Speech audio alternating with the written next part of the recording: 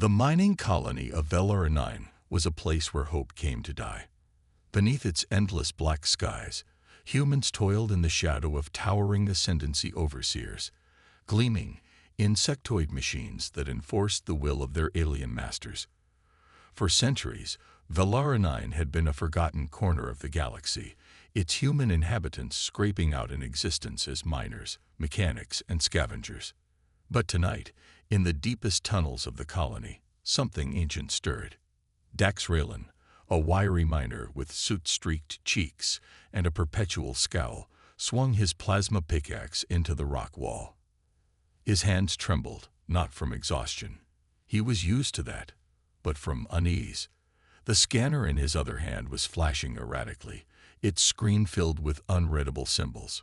"Something's not right," he muttered, stepping back. "What now, Raylan?" barked a voice from behind him. Arlo, the foreman, shoved past, his heavy boots crunching on the rock shards. "We're already behind quota. If you don't." The foreman's voice trailed off as his eyes fell on the scanner. The strange symbols mirrored themselves across its screen, accompanied by a low rhythmic hum that seemed to resonate through the cavern. Before either man could react, a section of the rock wall crumbled, revealing a metallic surface beneath. The miners gasped, crowding closer. It wasn't just metal. It was a door, seamless and smooth, etched with unfamiliar markings that pulsed faintly with light. "Get the overseers," Arlo ordered, his voice shaking. "No time," Dax replied. His heart raced with a mixture of fear and defiance. Whatever this was, it didn't belong to the Ascendancy. He knew what they'd do: confiscate it, bury it, and punish anyone who had seen it. But something about the door called to him. He reached out. The moment his fingers brushed the surface, the hum grew louder, and the door slid open with a hiss. Inside the chamber, they found it. A cylindrical pod made of translucent material, surrounded by intricate machinery. Suspended within was a man, his features eerily serene. He was clad in ornate armor, his hand resting on the hilt of a blade that glowed faintly through the mist.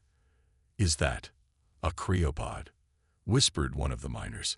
Before anyone could answer, the pod's lights flickered, and the chamber shook violently.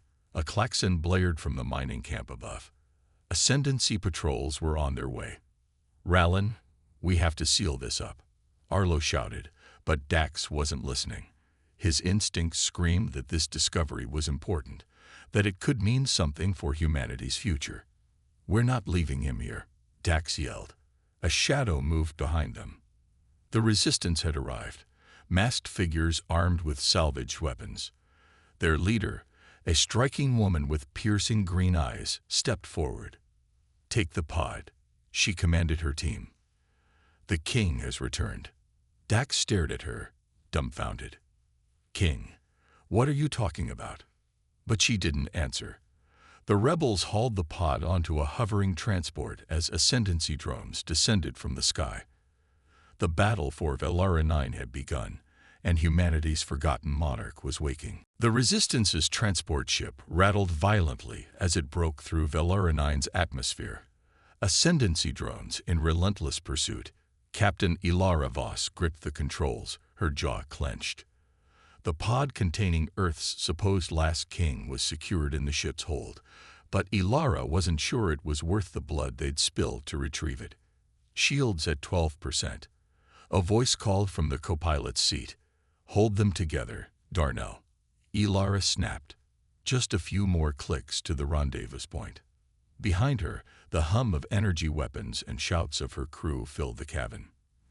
Dax Raylan, the miner who'd stumbled upon the pod, stood awkwardly among them, clutching a rifle he didn't know how to use. "What do you need me to do?" Dax asked, his voice tinged with panic. "Stay out of the way," Ilara barked without looking back.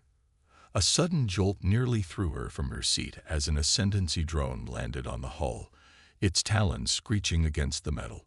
Sparks showered the cabin. "We're losing hull integrity," Darnell yelled. Ilara gritted her teeth, yanked the controls, and sent the ship into a steep dive. The drone slid off, disintegrating in the atmosphere. "Everyone hold on," she shouted as the ship hurtled toward the surface of the barren moon below. At the last moment, she pulled up, skimming the rocky terrain before landing with a bone-rattling crash in a hidden canyon. The crew scrambled to assess the damage. The pod, surprisingly, was unscathed.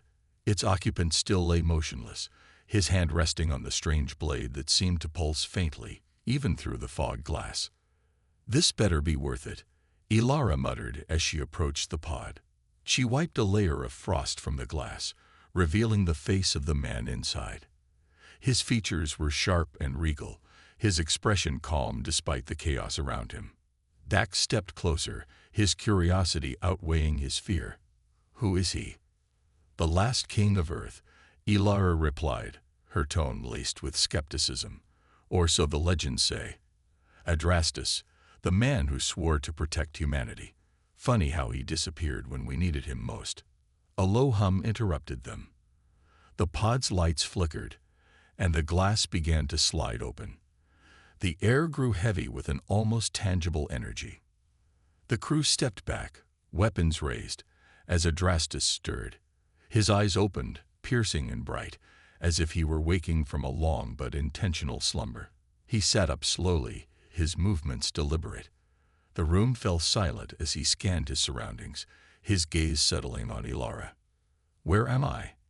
he asked, his voice deep and commanding. Ilara folded her arms. "Velara 9. You're 3 centuries late." Adrastus's brow furrowed as memories flooded back. Earth's fall, the invasion, the desperate plan to preserve the last hope of his people. He looked at the ragged crew before him, their faces a mix of defiance and despair. "And humanity?" he asked. "Scattered, enslaved, broken," Ilara replied. "But some of us still fight." Adrastus rose to his feet, gripping the glowing blade. Despite his Arctic armor, his presence filled the room. "Then we rebuild," he declared, his voice resolute. "We reclaim what was lost, and we begin with fire." Outside, ascendancy ships scoured the canyon, closing in on their location. The King of Earth was awake, and his war had just begun. The Resistance's hidden base on the barren moon of Tyros was a cold, cavernous refuge carved into the jagged rock. The rebels had taken a great risk bringing King Adrastus here, and it showed in their faces as they gathered in the central chamber, exchanging nervous glances. Ilara Voss paced at the edge of the room, her arms crossed. She wasn't ready to trust this ancient king who had emerged from legend and stasis with promises of redemption. The others, however, were mesmerized. Adrastus stood at the center of the room, his blade planted in the ground, his presence commanding. "We are fragmented," Adrastus began, his voice steady yet thunderous. "We are scattered and beaten, but we are not broken. Humanity has faced extinction before, and each time we have risen from the ashes stronger than before." The rebels hung on his every word, though skepticism still lingered in the air. "Talk is cheap," growled Baron, a hulking rebel with cybernetic implants who towered over most of the group. "We've been fighting for decades. You think a few speeches will scare the ascendancy?" Adrastus met his gaze without flinching. "Speeches do not win wars. Strategy does. Unity does. And I bring both." Ilara stepped forward, her patience wearing thin. "And how exactly do you plan to do that? Your Majesty, you don't even understand the world you've woken up in. The ascendancy doesn't fall to swords and crowns." Adrastus regarded her coolly. "No, Captain Voss, but they will fall to conviction, ingenuity, and strength, and I will demonstrate all 3. Ilara raised an eyebrow. "Go on, then. Show us." Adrastus turned to the group. "There is a prison outpost on the nearby moon of Hauric. The ascendancy keeps high-value human prisoners there. Leaders, tacticians, engineers, people you desperately need. But the facility is considered impenetrable. I say we shatter that belief." A murmur spread through the room. The Hauric prison was infamous, a fortress surrounded by energy fields and automated defenses. "You're insane," Baron spat. "Perhaps," Adrastus replied, a faint smirk on his face. "But I will lead the assault myself. Those who are bold enough to join me, prepare. Those who are not." He let the sentence hang, his gaze daring anyone to challenge him. Ilara narrowed her eyes. "You have no idea what you're walking into. If you fail, we'll lose everything, including the chance to survive." "Then I won't fail," Adrastus said simply. The next night, the rebels launched their mission. Under Adrastus's direction, the team approached the prison in stealth, using ancient tactics of misdirection and sabotage combined with modern tech. Adrastus himself led the ground assault, cutting through Ascendancy drones with precision and ferocity. When the Ascendancy guards activated the energy shield, Adrastus used an improvised EMP device, assembled from scavenged parts, to disable the defenses. It was a plan that combined his centuries-old strategic brilliance with the rebels' ingenuity, a fusion that caught the Ascendancy off guard. By the time the smoke cleared, the prison gates were in ruins, and hundreds of prisoners emerged, their chains broken. Among them were key rebel leaders who had been presumed dead, their presence an instant morale boost to the resistance. Back at the base, the air was electric with victory. Adrastus stood at the center of the celebrations, but his expression was unreadable. Ilara approached him, her skepticism tempered but not gone. "You pulled it off," she admitted grudgingly. "I didn't think you could." "I said I wouldn't fail," Adrastus replied, his tone calm but firm. Ilara studied him, her green eyes piercing. "You've inspired them. That much is clear. But this was one prison, one small victory. The Ascendancy will retaliate." "They will," Adrastus said. "And when they do, we will be ready. One victory is the seed of 1,000 more." For the first time, Ilara allowed herself a small smile. "You're not like anyone I've ever met." Adrastus's gaze shifted to the stars visible through the cavern's opening. "No, I am not." The whispers of his return spread like wildfire across human colonies. The king was back, and humanity's fight was no longer a struggle for survival. It was a battle for freedom. The Ascendancy's response was swift and merciless. Across the galaxy, rebel outposts burned, their locations betrayed by informants or uncovered through relentless drone patrols. The cost of the Halric prison assault had been high, but the victory had stoked the fires of rebellion. For the first time in centuries, humans dared to hope, and that made them dangerous. King Adrastus stood in the command chamber of the Resistance base, staring at a holographic map of the galaxy. Red markers blinked steadily, each one representing a rebel cell under attack. The news was grim.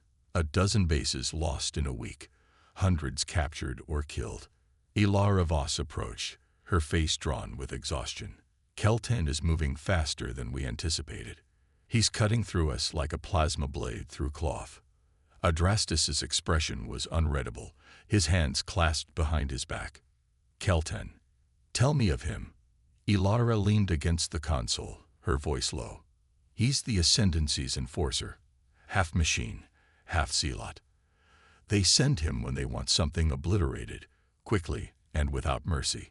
He's been hunting rebels for decades, and he's very good at it." "Good," Adrastus said, his voice cold. "A worthy opponent." Ilara frowned. "This isn't a duel. He's not coming for your throne, Adrastus. He's coming to destroy everything and everyone connected to you." Daxraylan, now a reluctant member of the Resistance, stepped into the chamber. His usual nervousness was replaced by a grim determination. "If Keltan knows about us, then it's only a matter of time before he finds this base. What do we do?" Adrastus turned to face the room, his presence commanding. "We fight, but not as prey. We turn the hunter into the hunted." Later that day, Adrastus gathered a strike team. Their mission: lure Keltan into a trap. The plan was audacious, bordering on reckless, but Adrastus had no patience for half measures. The team planted false intelligence suggesting a key rebel leader would be meeting on the barren moon of Theres. The trap was set amidst the jagged remains of an ancient, abandoned mining operation. The terrain offered natural choke points and ambush sites, perfect for Adrastus' strategy. As expected, Kelton arrived, his fleet descending like a storm. The Enforcer himself led the charge, his massive, cybernetic frame gleaming under the harsh light of Theris's twin suns. His voice boomed through the comms, a mix of mechanical distortion and cold authority. Rebels, surrender and your deaths will be swift. Resist, and I will ensure your extinction is slow and complete. Adrastus emerged from the shadows, his armor catching the light. His blade rested on his shoulder, glowing faintly with an energy that seemed to pulse with his heartbeat. I do not surrender, Adrastus called, his voice steady. And humanity does not bow. Kelton's red eyes glowed as he stepped forward, towering over Adrastus, a relic from a dead world. You will fall as easily as your kingdom did. The battle began with chaos. Kelton's forces clashed with the resistance, the air filled with plasma fire and the roar of engines. But Adrastus's plan unfolded with precision. Choke points funneled the Ascendancy forces into kill zones, while sabotage teams disabled their drones. Adrastus himself engaged Kelton in single combat. The Enforcer's strength was monstrous, his strikes leaving craters in the ground. But Adrastus was faster, his movements a blend of ancient swordsmanship and modern adaptability.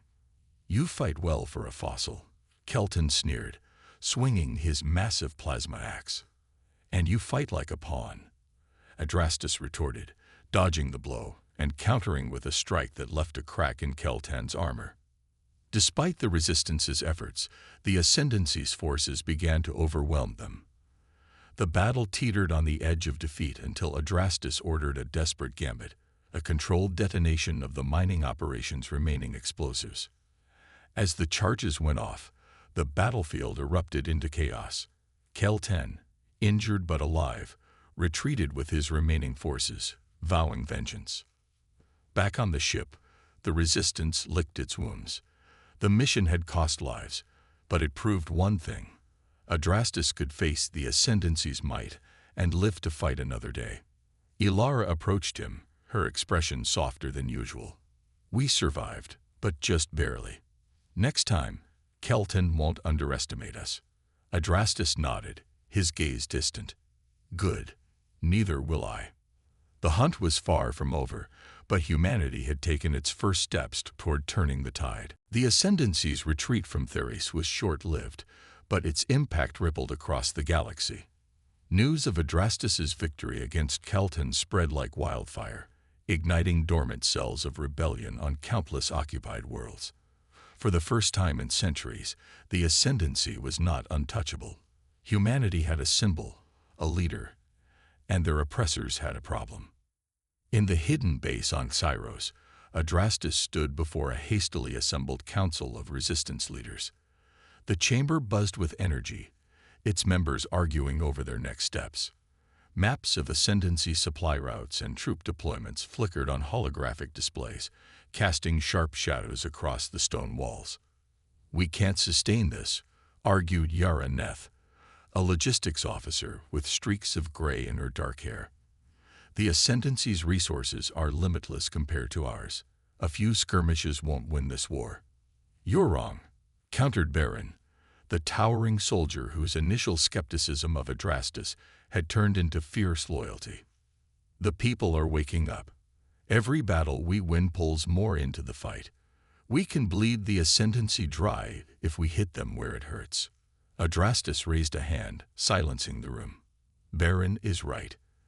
This war will not be won by matching the Ascendancy in strength. It will be won by outthinking them.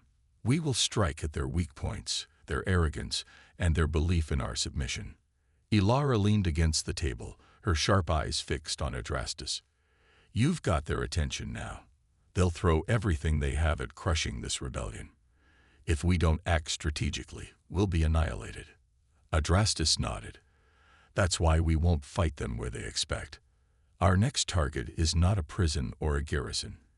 It's their propaganda hub. A hush fell over the room. Yara frowned. The Ascendancy's propaganda network. That's not a military asset.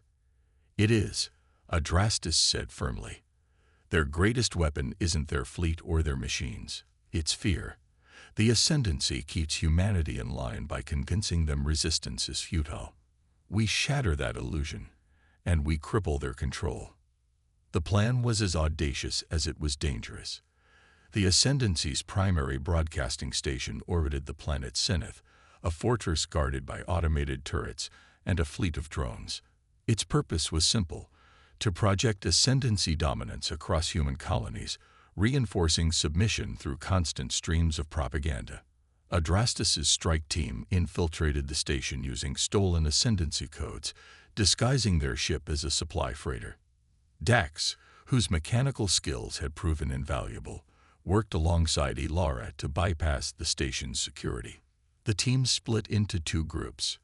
Adrastus led the assault team to neutralize the station's guards, while Ilara and Dax headed to the control room to upload a message that would broadcast across the galaxy. The fighting was fierce. Ascendancy soldiers, more machine than flesh, clashed with Adrastus's team in narrow corridors. Adrastus's glowing blade cut through their ranks, each strike precise and deliberate. The rebels fought with ferocity, their resolve bolstered by Adrastus's unwavering leadership. Meanwhile, Ilara and Dax worked frantically in the control room, dodging blaster fire as they uploaded Adrastus's pre-recorded message. The sound of boots pounding down the hallway signaled reinforcements closing in. "We're running out of time," Dax shouted, his hands flying across the console. "Just keep them busy," Ilara snapped, firing at the door to hold off the advancing soldiers. Finally, the upload completed, and the station's screens flickered. Across the galaxy, millions watched as Adrastus appeared, standing tall with his blade in hand. His voice was calm but resolute. "Humanity has endured centuries of oppression, but we are not broken. The Ascendancy's rule is built on fear, and fear can be conquered. Join us. Fight with us. Together, we will reclaim what is ours." The message cut off as the team detonated charges, destroying the station's broadcasting arrays and plunging the system into chaos. Back at the base, the mood was jubilant. The operation had been a resounding success, and reports poured in of rebellions erupting on dozens of worlds. Adrastus, however, remained focused. "Victory breeds complacency," he warned his council. "The Ascendancy will strike back harder than ever. We must be ready." Ilara approached him. Her usual skepticism softened. "You're changing things. People believe in you." Adrastus met her gaze, his expression somber. "Belief is powerful. But belief alone won't win this war. The hardest battles are yet to come." Far away, Kelton watched the footage of Adrastus's message, his mechanical hands clenching into fists. "The king thinks he can inspire rebellion," he growled. "Let him. I will tear that crown from his head and watch his people fall with him." The flames of rebellion had been lit, but the Ascendancy's wrath loomed on the horizon. The galaxy was on the brink, and the battle for humanity's future was only beginning. The Ascendancy's response to the destruction of their propaganda hub was swift and brutal. Across the galaxy, their fleets struck back with surgical precision, dismantling rebel cells and executing their leaders publicly to sow fear. The Ascendancy's propaganda machine, though damaged, adapted quickly, painting Adrastus as a dangerous relic whose rebellion would lead humanity to ruin. In the hidden base on Syros, the resistance gathered in a somber mood. The thrill of recent victories had given way to the grim realization of the Ascendancy's renewed ferocity. Ilara Voss stood at the center of the command chamber, her voice cutting through the tension. "They'd doubled their patrols across every system," she said, pointing to a series of red markers on the holomap. "Supply routes are drying up, and we've lost contact with 4 major cells in the last week." Yara Neth frowned. "We're spreading ourselves too thin. Every victory pushes them to tighten their grip." Adrastus, standing at the edge of the room, remained silent. His piercing gaze was fixed on the map, his mind clearly turning over possibilities. Baron, ever the firebrand, slammed his cybernetic fist on the table. So what? We sit here and wait for them to starve us out. If we don't act, the rebellion dies. Ilara turned to Adrastus. You've been quiet. What's your move, King? Adrastus stepped forward, his voice calm but resolute. The Ascendancy expects us to cower. They tighten their grip because they fear what we represent. That fear is their weakness, and we will exploit it. He pointed to a remote system on the map. Here, the Forge of Nimian. It's their primary manufacturing hub for drones and weapons. Destroying it will cripple their war machine and force them to divert resources to rebuild. The room erupted in protest. That's suicide, Yara exclaimed. The Forge is one of their most fortified installations. Even if we got close, we'd never get out alive. Adrastus raised a hand, silencing the room. It's a risk, yes, but it's a blow they won't expect. If we succeed, it will give the rebellion the breathing room it needs to grow. This isn't just about strategy. It's about showing them we will strike anywhere, no matter how secure they believe themselves to be. The Forge of Nimian loomed like a metallic leviathan in orbit around a molten planet. Protected by heavy turrets and an array of defensive drones, it was a fortress of steel and fire. Adrastus's plan relied on stealth and precision. Ilara piloted the Resistance's best stealth ship, weaving through the Forge's sensor grid with a mix of skill and sheer nerve. Dax worked furiously at the ship's systems, deploying cloaking modules to mask their presence. Inside the Forge, the team split into two groups. Adrastus led the assault team to plant explosive charges in the facility's core, while Ilara and Dax worked to disable the automated defenses. The air was thick with tension as the rebels navigated the labyrinthine structure, their every step shadowed by the possibility of discovery. The mission quickly escalated. A misstep triggered an alarm, and Ascendancy drones swarmed the facility. The rebels fought desperately, their weapons blazing in the dim industrial corridors. Adrastus moved with unrelenting focus, his glowing blade carving through enemy ranks with a precision that bordered on inhuman. In the control room, Ilara and Dax frantically worked to override the Forge systems. 30 seconds until the charges detonate, Dax warned, his voice strained. Then we need to be gone in 20. Ilara shot back, her fingers flying across the console. Adrastus and his team barely made it to the extraction point, their retreat covered by the roar of collapsing machinery and erupting flames. The Forge of Nimian imploded in a chain reaction, sending shockwaves rippling through the Ascendancy fleet stationed nearby. The rebellion's victory was hard-fought and costly. Several fighters didn't make it back, and the team returned to Xyros battered and bloodied. But the Forge's destruction was a crippling blow to the Ascendancy. For the first time in centuries, their war machine faltered. In the command chamber, Adrastus addressed the resistance leaders. His voice carried the weight of their losses, but also the fire of their triumph. "This is only the beginning," he said. "Every blow we strike weakens them. Every sacrifice we make strengthens the cause. The Ascendancy is vast, but it is not invincible. Humanity's fire cannot be extinguished." Across the galaxy, whispers of hope grew louder. The king had dealt the Ascendancy a wound it could not ignore, and the rebellion's embers burned brighter than ever. But in the Ascendancy's inner sanctum, Kelton stood before his masters, his cybernetic body trembling with suppressed rage. "They will pay for this insult," he vowed. The king's defiance ends with his head on a pike.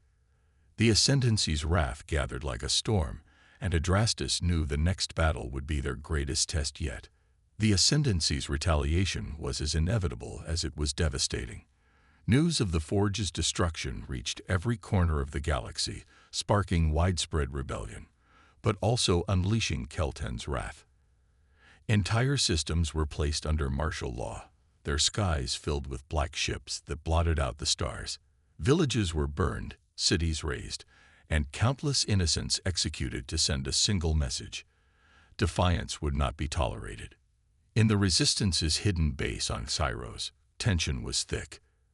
Adrastus gathered his council, their faces grim as reports of Ascendancy reprisals streamed in. "They're slaughtering entire colonies," Yara said, her voice tight. "They're not even pretending to discriminate between rebels and civilians anymore." Varen clenched his fists. "Let them try. For every life they take, 10 more will rise to fight them. We hit them harder, make them regret ever stepping foot on human soil." Ilara shook her head, her tone sharp. "That's exactly what they want. They're baiting us into overextending, into making a mistake. We can't play into their hands." All eyes turned to Adrastus. He stood silently, his expression carved from stone. When he finally spoke, his voice was low and measured. "They want to crush the rebellion under the weight of their brutality. They believe they can break humanity by making us afraid, but they underestimate us." He gestured to the map, focusing on the core ascendancy world of Calidra, a bastion of wealth and power. "We will strike at their heart," he declared. "Calidra is the key to their war machine. It is where their generals meet, their decisions are made, and their resources flow. If we disrupt it, we'll force the ascendancy to turn its might inward, to protect itself." The room erupted into debate, voices overlapping in heated arguments. Calidra was one of the most heavily defended planets in the galaxy, its orbital stations bristling with weaponry, and its surface crawling with ascendancy forces. "That's suicide," Yara exclaimed. "Even if we get through their defenses, we'll never make it out alive." "It's more than that," Ilara added. "If we fail, the rebellion dies with us. Are you willing to gamble everything on one mission?" Adrastus met her gaze, his eyes burning with determination. "I am. Because this rebellion isn't just about survival. It's about reclaiming our destiny. Calidra isn't a gamble. It's a statement. We will show them that no throne is safe, no fortress unassailable. Humanity will not be chained." The plan was simple in its audacity. A two-pronged assault. While the main fleet staged a diversionary attack on the orbital defenses, Adrastus and a strike team would infiltrate the surface to sabotage the central command hub. The goal wasn't total destruction but chaos, enough to throw the ascendancy into disarray and buy the rebellion critical time to regroup and expand. The fleet arrived in Calidra's orbit, and chaos erupted immediately. Resistant ships, cobbled together from stolen ascendancy tech and human ingenuity, clashed with the sleek, black vessels of the enemy. Explosions lit up the void as the diversionary team fought to draw the ascendancy's attention. Meanwhile, Adrastus and his team descended to the planet in a stolen transport. The atmosphere was thick with tension as they landed on the outskirts of Calidra's capital, a sprawling metropolis of towering spires and glittering lights. The city's opulence was a stark contrast to the suffering of humanity under ascendancy rule. The team moved swiftly, weaving through the shadows of back alleys and abandoned tunnels.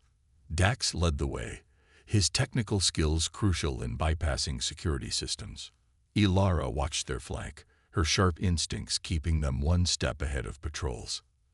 At the command hub, Adrastus's team planted EMP charges designed to disrupt the city's defense grid and communications. As they worked, the ground trembled with the rumble of distant explosions, the diversionary fleet's sacrifice echoing in the night. But the ascendancy was prepared. Kelton himself arrived with an elite guard, his towering figure cutting an imposing silhouette against the city's lights. His voice, amplified by cybernetics, echoed through the streets. "Adrastus, you cannot hide forever. Face me, and I will grant your followers a swift death. Refuse, and I will burn this city to ash." Adrastus stepped forward, his glowing blade humming as he ignited it. "Keltan, your time ends here." The two clashed in a thunderous duel, their battle a whirlwind of steel and plasma. Keltan's strikes were devastating, but Adrastus fought with the skill of a man who had nothing left to lose. Their fight drew the attention of the ascendancy forces, giving Ilara and Dax the time they needed to complete the sabotage. The EMP charges detonated, plunging Calidra into chaos. Defense systems failed, and communication networks crumbled. The city erupted into panic as explosions rippled through its core. Kelton, wounded but not defeated, retreated with a snarl, his glowing eyes promising vengeance. Adrastus and his team barely escaped the city, their transport lifting off as the capital burned below. The mission was a victory, but the cost was high. The diversionary fleet suffered heavy losses, and many resistance fighters would never return. Yet the blow to the ascendancy was undeniable. On Syros, Adrastus addressed the survivors, his voice carrying the weight of their sacrifices. Today, we prove that humanity cannot be silenced. The ascendancy's stronghold is no longer untouchable. This is our turning point. From here, we rise. In the depths of the galaxy, Kelton prepared for his next move. His failure on Calidra had left him scared, but his resolve was unshaken. The king will fall, he vowed. And when he does, humanity's hope will die with him. The storm had broken, but the battle for the galaxy was far from over. The galaxy was on fire. The rebellion's audacious strike on Calidra had sent shockwaves through the ascendancy. Systems once thought loyal began to rise, and the tide of the war shifted. But the ascendancy was not broken yet. In their desperation, they enacted Protocol Zenith, a last-ditch measure to wipe humanity from existence. Adrastus stood on the bridge of the Eternal Resolve, the rebellion's flagship. The vastness of space stretched before him, punctuated by the dying embers of battles fought and won. Reports streamed in from the outer colonies. Entire worlds had gone silent, consumed by ascendancy war machines. Ilara approached, her expression grim. They're deploying planet killers. Massive ships that burned everything in their path. It's scorched Earth, Adrastus. They're erasing humanity. Dax, standing nearby, added, our forces are spread too thin. If we try to defend every colony, we'll lose everything. We need a single, decisive strike. Adrastus turned, his gaze sweeping the bridge. Each face bore the weight of sacrifice and determination. Then we strike at the core, he said, his voice steady. We end this. No more defenses, no more retreats. The ascendancy must fall. The ascendancy's core world, Zenith Prime, was a fortress of unparalleled proportions. Its orbit swarmed with dreadnoughts, and its surface was a labyrinth of defenses. At its heart was the throne spire, a towering structure housing the ascendancy's ruling council and the nerve center of their fleet. The rebellion's plan was as bold as it was final. Every remaining ship, every fighter, and every soldier would converge on Zenith Prime in a single, all-or-nothing assault. Adrastus would lead a ground team to infiltrate the throne spire and disable the ascendancy's command network, while the fleet engaged their forces in orbit. The journey to Zenith Prime was marked by silence. In the quiet moments before the battle, Adrastus gathered his closest allies, Ilara, Dax, Baron, and Yara. I won't lie to you, he began, his voice carrying a rare vulnerability. This mission is suicide. We're outnumbered and outgunned. But this isn't just a fight for survival. It's a fight for the future of humanity. If we don't stop them here, there will be nothing left to save. Ilara smirked, her defiance unwavering. We've come this far. Might as well finish the job. Baron pounded his fist against his chest. For humanity. The battle began with a roar. The rebellion's fleet emerged from hyperspace, engaging the ascendancy's armada in a chaotic clash of fire and steel. Explosions lit the void as ships collided, their destruction painting the darkness with brief, violent flashes of light. Adrastus and his strike team descended to the surface under heavy fire, their transport barely making it through the planet's defenses. The throne spire loomed above them, its blackened surface reflecting the fires of war. Inside, the team fought their way through waves of ascendancy soldiers. Adrastus led the charge, his glowing blade carving a path through the enemy. Ilara's sharp eyes and steady aim kept their flanks secure, while Dax worked to disable traps and barriers. At the top of the spire, they confronted the Ascendancy's ruling council, a collection of grotesque figures augmented by machinery and sustained by the suffering of countless worlds. At their center stood Kelton, his body twisted into a monstrous form by his desperation to defeat Adrastus.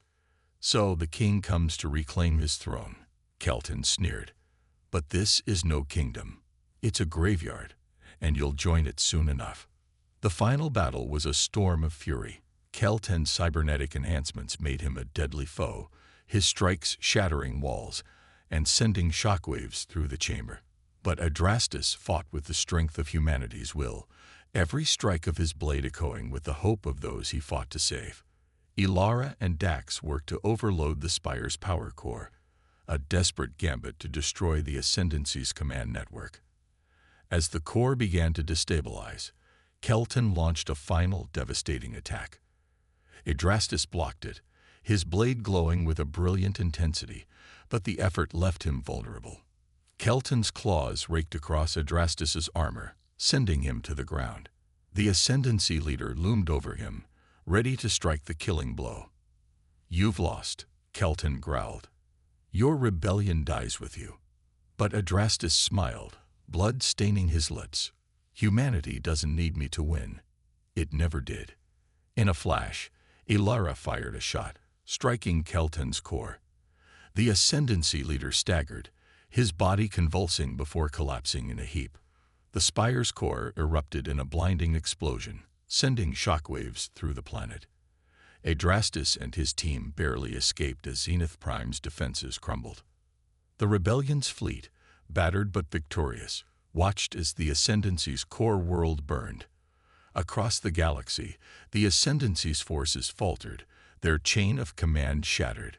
On the bridge of the Eternal Resolve, Adrastus stood with his allies.